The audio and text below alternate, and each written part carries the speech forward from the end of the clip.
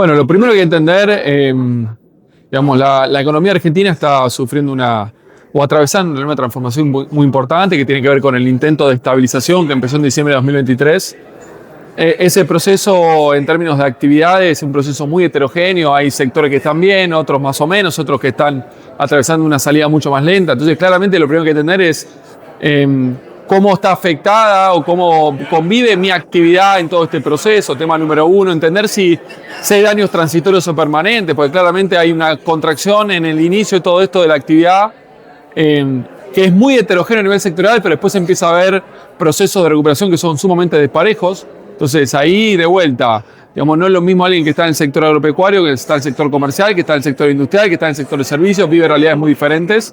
Digamos, es un momento en el cual hay que repensar mucho la planificación de la compañía, revisar costos, revisar la estrategia y entender un poco esta coyuntura atravesada por este cambio de modelo económico, entendiendo hacia dónde va la economía, digamos. Veníamos de una economía con muchísimos estímulos de demanda, con déficit fiscal, con emisión monetaria, con muchos subsidios económicos. Eso generaba una demanda artificial en muchos de los comercios, en muchos de los negocios. Bueno, eso no va a estar más. Hacia adelante, en una economía estabilizada, digamos, va a empezar a tener que subsistir un negocio con una demanda genuina, una actividad que va avanzando al ritmo que lo pueda hacer la inversión, la productividad y eventualmente el crédito.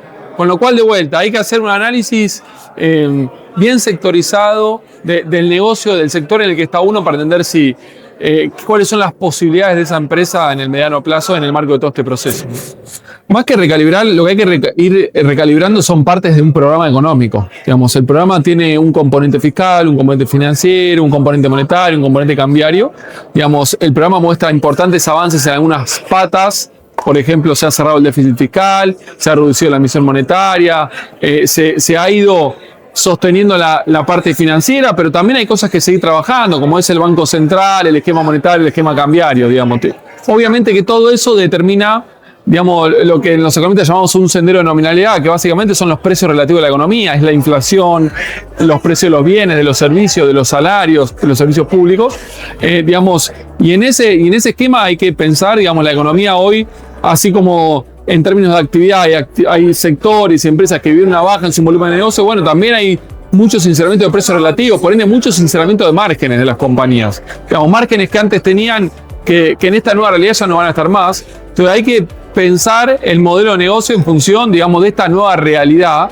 Y después la recalibración del programa económico va a depender mucho del resultado electoral, si Argentina es o no sujeto de crédito. Yo creo que hay todavía muchas incógnitas.